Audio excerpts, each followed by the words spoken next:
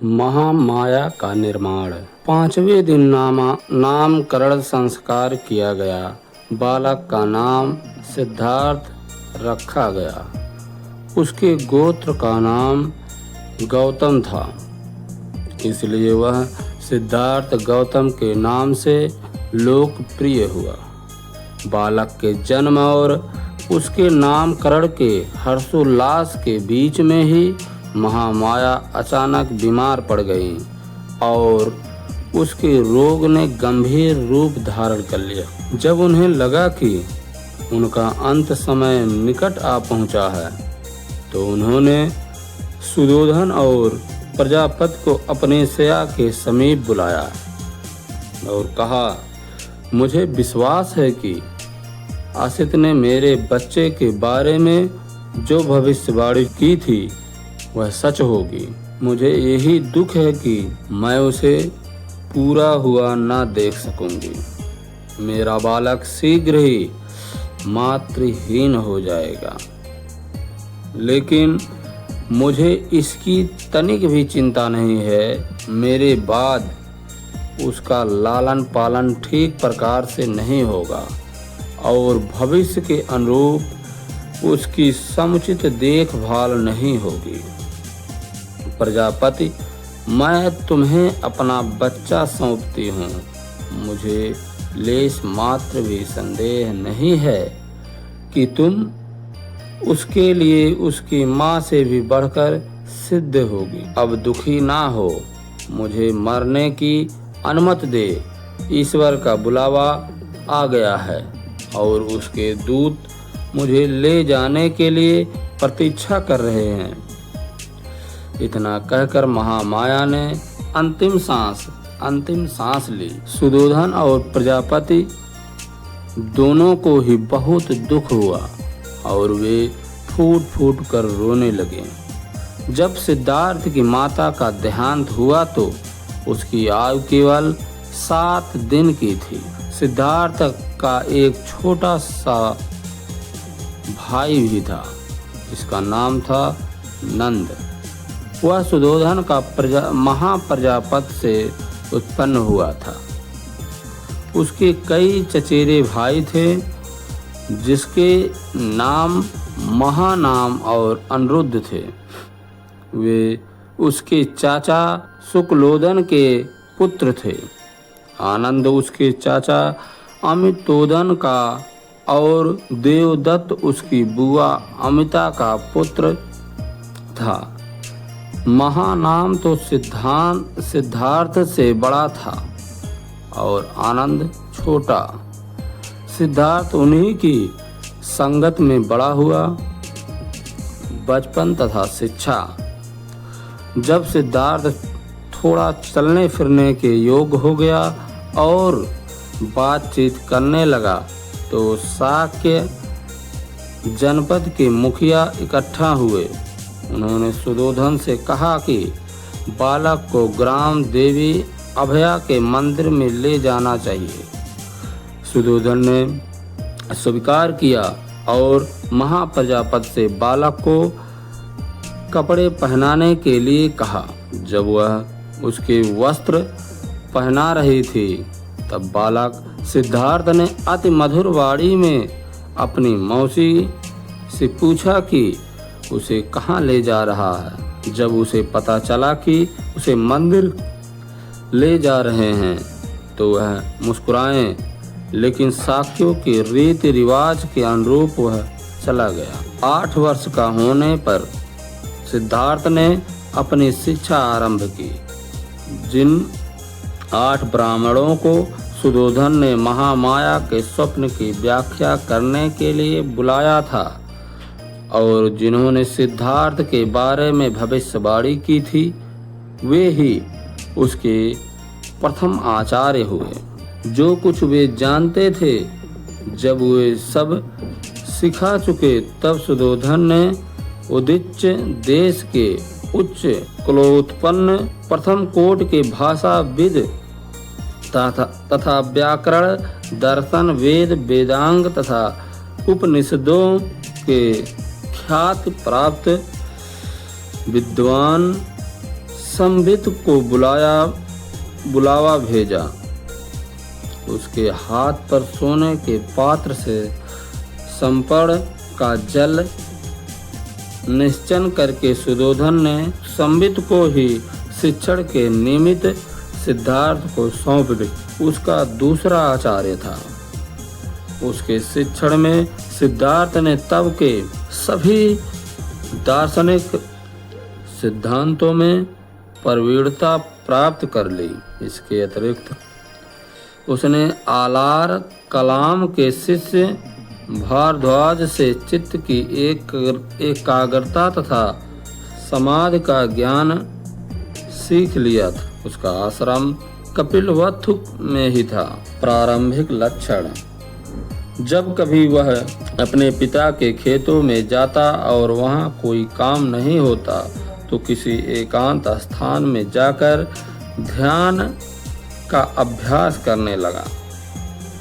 उसके मानसिक विकास के लिए सभी प्रकार की शिक्षाएं तो दी जा रही थी, किंतु उसे एक क्षत्रिय के योग्य सैनिक प्रशिक्षण प्रदान करने में भी कोई कोर कसर नहीं छोड़ा जा रही थी। सुयोधन को इस बात का पूरा ध्यान था कि कहीं ऐसी गलती ना हो पाए कि सिद्धार्थ में मानसिक गुणों का ही विकास हो और वह पौरुष में बिछड़ जाए। सिद्धार्थ स्वभाव के कारुणिक था। वह एक पसंद नहीं करता था कि एक आदमी दूसरे आदमी का शोषण करे। एक बार वह अपने कुछ मित्रों सहित अपने पिता के खेत पर गया। वहाँ उसने देखा कि मजदूर खेत जोत रहे हैं, बांध बांध रहे हैं और पेड़ काट रहे हैं, किंतु तपती धूप में उनके तन पर पूरे कपड़े भी नहीं हैं। वह उस दृश्य से द्रवित हो उठा। उसने अपने मित्रों से कहा, क्या यह उचित है कि एक आदमी दूसरे आदमी का शोषण करे? यह कैसे ठीक हो सकता है कि मजदूर मेहनत करे और मालिक उसकी मजदूरी के फल से गुलछर्रे उड़ाए? उसके मित्र के पास उसके इस प्रश्न का कोई उत्तर नहीं था, क्योंकि वे जीवन के उस पुराने दर्शन में विश्वास रखने वाले थे जिसमें मजदूर सेवा करने के लिए पैदा हुआ है और अपने स्वामी की इस प्रकार सेवा करने में वह अपने प्रबंध को ही भोग रहा होता है। साक के लोग वप्र मंगल नाम का एक उत्सव मनाया करते थे। धान बोने के प्रथम दिन मनाया जाने वाला यह एक ग्रामीण पर्व था। प्रथा के अनुसार उस दिन हर साक्य को स्वयं अपने हाथों से हल जोतना होता था। सिद्धार्थ ने हमेशा इस प्रथा का पालन किया और अपने हाथों से हल चलाया। यद्यपि वह विद्वान था, फिर भी उसे शारीरिक श्रम से तनिक भी घृणा न थी। वह योद्धा सैनिक वर्ग से संबंधित था और उसे धनुष चलाने का अन्य शास्त्रों का प्रयोग करने की शिक्षा मिली थी, लेकिन वह किसी भी प्राणी को अनावश्यक चोट नहीं पहुंचाना चाहता था। वह शिकारियों के दल के साथ जाने से मना कर देता था। उसके मित्र कहा करते थे, क्या तुम्हें शेरों से डर लगता है? वह प्रत्युत्तर देता था, मैं जानता हूँ कि तुम शेरों को मारने नहीं जा रहे हो, तुम हिरन तथा खरगोश जैसे निर्दोष जानवरों को ही मारने जा रहे हो। शिकार के लिए ना सही, कम से कम यह देखने के लिए ही आ जाओ कि तुम्हारे मित्रों का निशाना कितना अचूक है। वे कहते, सिद्धार्थ इस तरह के निमंत्रणों को भी यह कहकर अस्वीकार कर देता था कि मैं निर्दोष पशुओं का वध होते देखना भी पसंद नहीं करता। सिद्धार्थ की इस प्रवृत्ति से प्रजापति गौतमी बहुत चिंतित रहती थी। वह उसके साथ तर्क करते हुए कहती, तुम भूल गए हो कि तुम एक क्षत्रिय क्षत्रिय हो और लड़ना ही तुम्हारा कर्तव्य है। युद्ध कौशल तो शिकार के माध्यम से ही सीखा जा सकता है, क्योंकि शिकार करके ही तुम सीख सकते हो कि किस प्रकार ठीक ठीक निशाना लगाया जा सकता है। युद्ध के लिए शिकार ही प्रशिक्षण भूमि है। सिद्धार्थ बहुधा गौतमी से पूछा करता था, लेकिन माँ एक क्षत्रिय को क्यों लड़ना चाहिए? और गौतमी उत्तर दिया करती थी, क्योंकि यह उसका कर्तव्य है। सिद्धार्थ उसके उत्तर से कभी संतुष्ट नहीं होता था। वह गौतमी से पूछा करता था, माँ यह तो बताओ कि एक आदमी का यह कर्तव्य कैसे हो सकता है कि वह दूसरे आदमी को मारे? गौतमी तर्क देती, यह मनोवृत्ति एक सन्यासी के लिए ही ठीक हो सकती है, लेकिन क्षत्रिय को तो अवश्य ही लड़ना चाहिए। यह क्षत्रिय नहीं लड़ेगा तो राज्य की सुरक्षा कौन करेगा? लेकिन माँ, यदि सब क्षत्रिय परस्पर एक दूसरे से प्रेम करे तो क्या बिना किसी को मारे वे राज्य की सुरक्षा नहीं कर पाएगा? इस पर गौतमी उसे उसके ही निर्णय पर छोड़ देती थी। वह साथियों को अपने साथ बैठाकर ध्यान करने हेतु प्रेरित करने का प्रयास करता। वह उन्होंने बैठने का ठीक तरीका सिखाता था। वह उन्हें एक विषय पर अपना चित्त एकाग्र करना सिखाता था। वह उन्हें ऐसे विचारों को चुनने के लिए कहता था जैसे मैं प्रमोदित हूँ, मेरे संबंधी प्रमोदित हो, समस्त पशु पक्षी प्रमोदित हो। लेकिन उसके मित्र इस बातों को गंभीरता से नहीं लेते थे। वे उसकी हंसी उड़ाते थे। वे आंखें बंद करने पर ध्यान के विषय पर चित्त एकाग्र नहीं कर पाते थे। उसके विपरीत वे अपनी आंखों के सामने शिकार के लिए हिरण को पाते अथवा खाने के लिए मिठाइयाँ देख। उनके माता पिता को उसका इस प्रकार एक पक्षीय ध्यान अच्छा नहीं लगता था।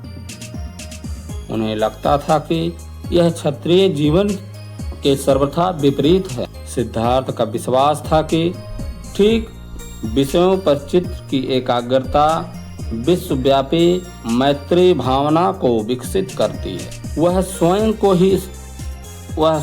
को सही सिद्ध करते हुए कहता, जब भी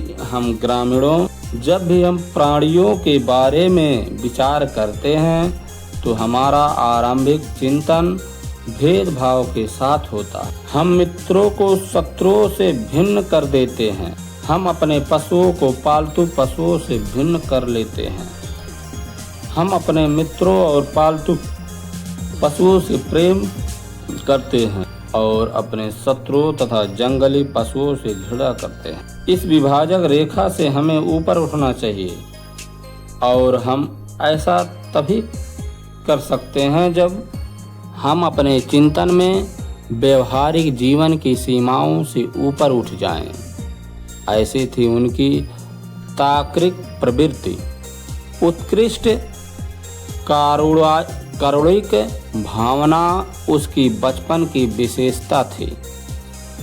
एक बार वह अपने पिता के खेतों पर गया।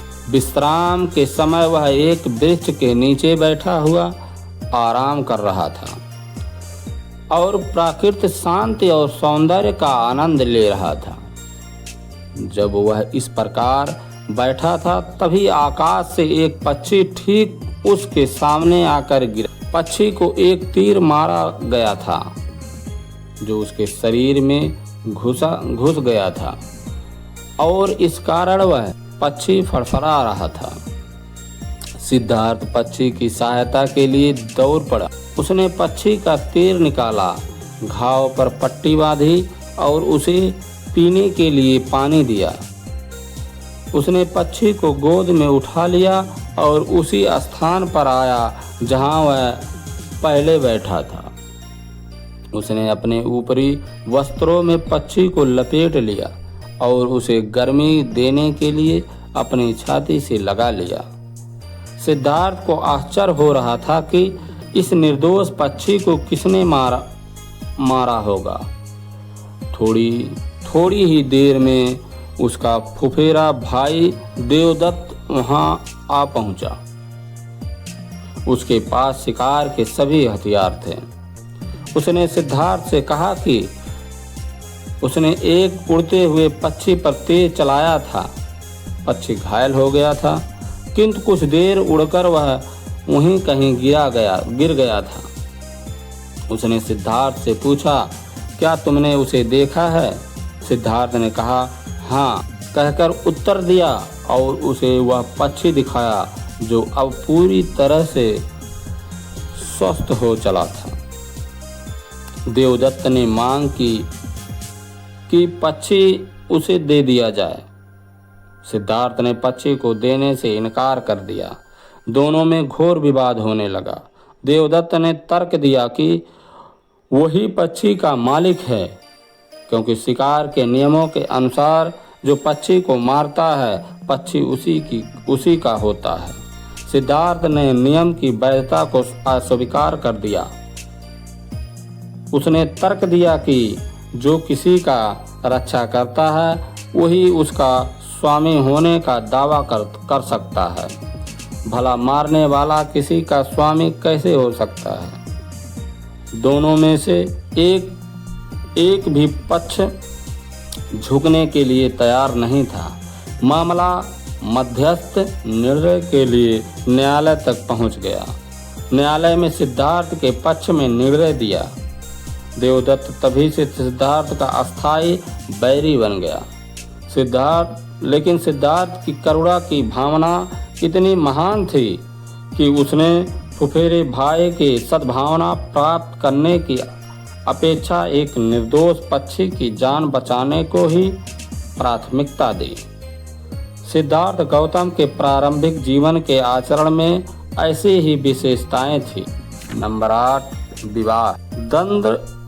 दंड प्राणी नाम का एक शाक्य था। यशोधरा उसकी पुत्री थी। अपने सौंदर्य और शील के लिए वह प्रसिद्ध थी। यशोधरा अपने 16वें साल में पहुंच गई थी और दंड प्राणी उसके विवाह के बारे में विचार कर रहे थे। प्रथा के अनुसार दंड प्राणी ने अपने सभी पड़ोसी देशों के तरुणों को अपनी लड़की के स्वयंवर में सम्मिलित होने का आमंत्रण भेजा। सिद्धार्थ गौतम के पास भी एक आमंत्रण भेजा गया। सिद्धार्थ गौतम का 16वां वर्ष पूरा हो चुका था। उसके माता पिता भी उसकी शादी के लिए उतने ही इच्छुक थे। उन्होंने सिद्धार्थ को स्वयंवर में जाने और यशोधरा का प्राण ग्रहण करने को कहा। उसने अपने माता पिता की इच्छा पूरी करना स्वीकार कर लिया। स्वयंवर में पधारे तरुणों में से यशोधरा ने सिद्धार्थ गौतम को ही चुना। दंड प्राणी अधिक प्रसन्न नहीं था। उसने उन दोनों के दाम्पत्य जीवन की सफलता में संदेह था। उसे लगा कि सिद्धार्थ को तो साधु संतों की संगत की लत लगी हुई है। वह एकांत को प्राथमिकता देता था। वह कैसे एक सफल सद्गृहस्थ बन सकेगा? यशोधरा ने निश्चय कर लिया था कि वह सिद्धार्थ गौतम से ही विवाह करेगी। उसने अपने पिता से पूछा कि क्या साधु संतों की संगत में रहना कोई अपराध था? यशोधरा ने ऐसा नहीं समझती थी।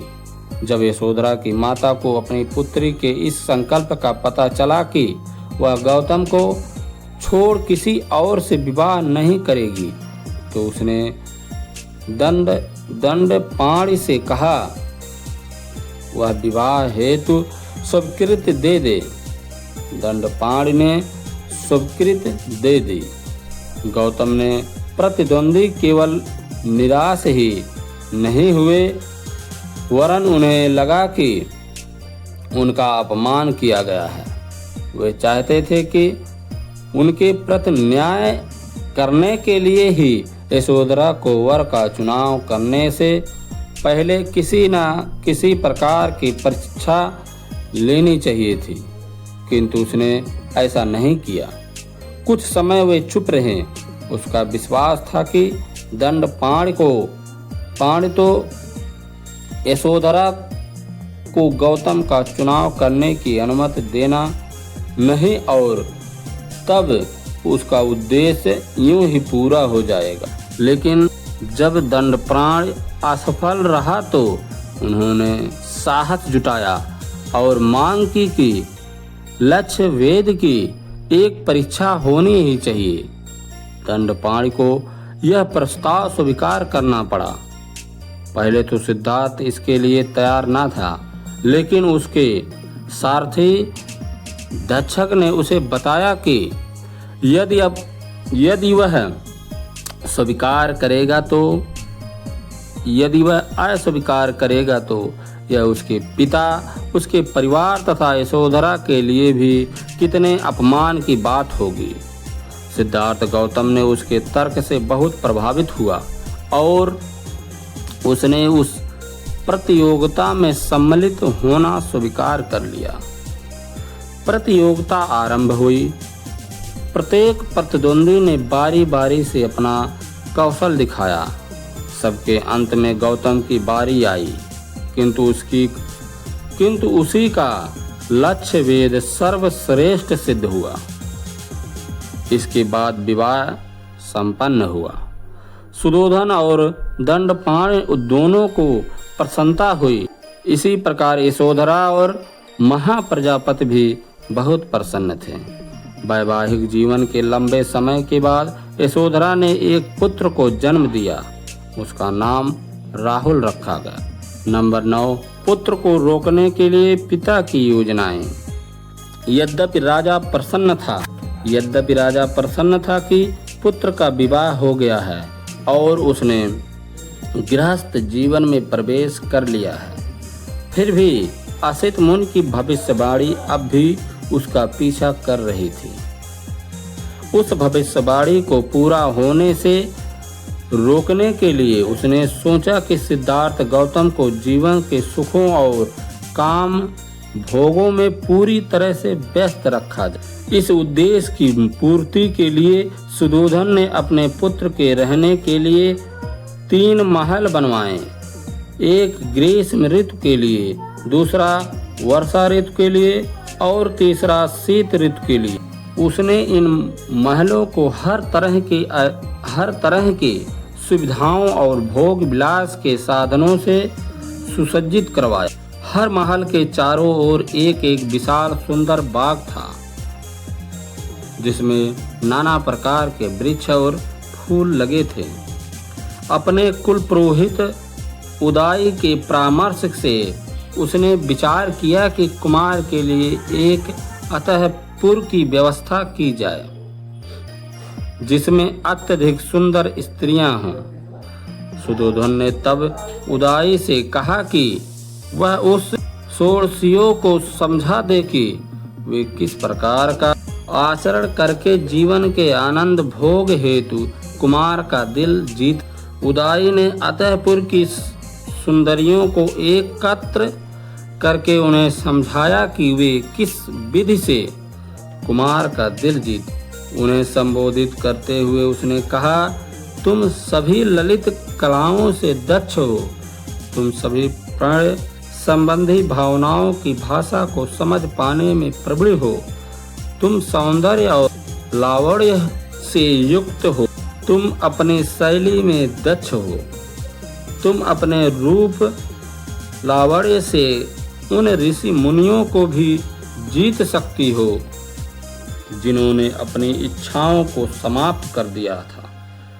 तुम उन देवताओं को भी जाल में फंसा सकती हो जिन्हें केवल दिव्य लोक की अप्सराएं ही मोह सकती हैं। अपने दिल की भावनाओं को व्यक्त करने के लिए कौशल द्वारा अपने नाज नखरों से, रूप लावण्य से और अपने श्रेष्ठ सौंदर्य से पुरुषों की तो बात ही क्या, तुम स्त्रियों तक को भी मोह सकती हो। इस प्रकार दक्ष होते हुए तुम अपने अपने क्षेत्र में स्थित हो। तुम सबके लिए कुमार को मुग्ध कर काम रूपी बंधन में बांध लेना कोई कठिन कार्य नहीं है। तुम्हारा संकोचपूर्ण एवं कातर व्यवहार नववधुओं के योग्य होगा, जो लाज शर्म से आंखें बंद कर लेती हैं। क्या हुआ कि यदि यह नायक अपनी उन्नत महिमा के कारण महान है तो भी स्त्री का बल और भी महान होता है। यही तुम्हारा दृढ़ संकल्प होना चाहिए। पुराने समय में एक महान ऋषि था जिसे देवता भी नहीं जीत सकते थे, लेकिन काशी की एक सुंदर वैश्य ने उस ऋषि को अपने रूप के बल पर तिरस्कृत किया और उसे अपने पैरों में गिरा लिया। वह महान ऋषि विश्वामित्र यद्यपि गहन तपस्याचार्य में लीन था, तो भी मेनका नाम की अप्सरा ने उसे 10 वर्षों तक जंगल में बंदी बना कर रखा। इस प्रकार के अनेक ऋषि मुनियों को ऐसी स्त्रियों ने निष्क्रिय बना दिया। इस नाजुक कुमार की तो बात ही क्या है। इस कुमार ने तो अपने अभी तरुणीय में प्रथम पग ही बढ़ाया है। जब ऐसी स्थिति है तो तुम साहस पूर्वक प्रयास करो, ताकि राजा के परिवार की भावी पीढ़ी उससे अलग ना होने जाए। सामान्य स्त्रियां साधारण आदमियों को मोह लेती हैं, किंतु सही अर्थों में स्त्रियों वे ही होती हैं जो कठोर स्वभाव के श्रेष्ठ मनुष्य को भी अपने बस में कर लेते हैं। राजकुमार को जीत पाने में स्त्रियां उदाई के ये शब्द सुनकर स्त्रियों के मन में उत्तेजना पैदा हो गई और कुमार को जीतने के लिए वे अपनी सीमा से आगे बढ़ गए। लेकिन अपनी भ्रू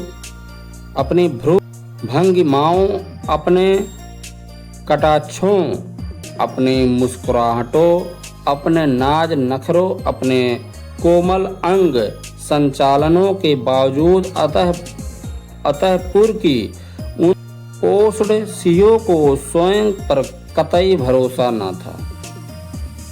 लेकिन परिवार के पुरोहित उदय के निमंत्रण और कुमार के कोमल स्वभाव तथा प्रेम मध्य की शक्ति के कारण उन्होंने पुनः विश्वास प्राप्त कर लिया। तब स्त्रियां अपने काम में लग गईं और कुमार की स्थिति ऐसी कर दी जैसे हिमालय के जंगल में विचरते हुए हाथनी समूह से घिरे हुए हस्ती राज की होती है।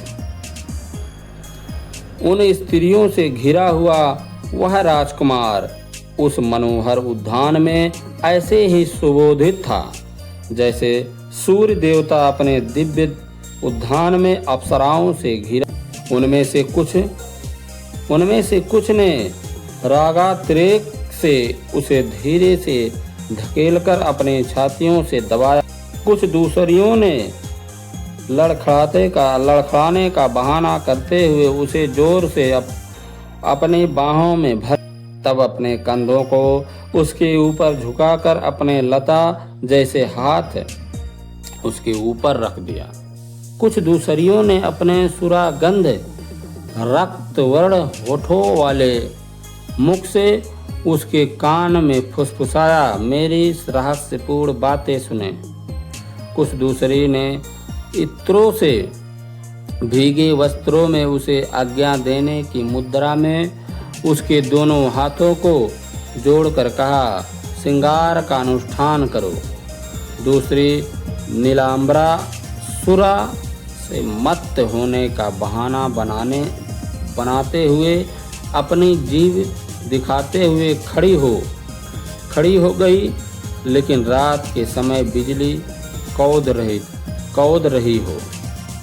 कुछ अन्य सुंदरियां सुनहरे धुंधरों को छनछनाती इधर उधर घूम रही थी और अपने महीन वस्त्रवृत शरीर का प्रदर्शन कर रहे थे। अन्य हाथ से एक अम्ब शाखा को पकड़े झुके हुए अपने स्वर्ण कलश जैसे छातियों का प्रदर्शन कर रहे थे। कुछ कमलों के बीच से निकलकर कमल नैनों वाली पद्म मुख राजकुमार के पास कमल देवी पद्मा के समान खड़ी थी। एक अन्य ने उचित हाव भाव के साथ सरल अर्थ वाला एक मधुर गीत गाया ताकि वह संयत कुमार भी उत्तेजित हो जाए। उसकी दृष्टि कह रही थी, अरे तुम किस मोह जाल में पड़े हो। एक अन्य ने अपने आभायुक्त मुखमंडल पर अपनी भ्रू रूपी कमान को पूरा तान कर कुमार की मुख मुद्रा की नकल बनाई, जैसे कि वह नायक भी भूमिका निभा रहे हो। एक अन्य सुंदर उभरी हवा में झूलती बालियों वाली जोर से हंसी, जैसे कह रही थी, यदि पकड़ सके तो मुझे पकड़े। जैसे ही वह चलने को हुआ, कुछ दूरियों ने उसे पुरुष हारों की लड़ियों में बांध लिया। कुछ दूसरियों ने उस पर मधुर किंतु अंकुश के समान चुभने वाले शब्दों का प्रहार किया। एक दूसरे ने उसे बुलाने के लिए अम्ब वृक्ष की शाखा को हाथ में लेकर वसना में डूबे हुए एक फूल दिखाया और पूछा, यह किसका फूल है। एक दूसरे ने पुरुष जैसी चाल और हाव भाव बनाकर कहा, हे स्त्री द्वारा पराजित जाओ और इस पृथ्वी को जीतो।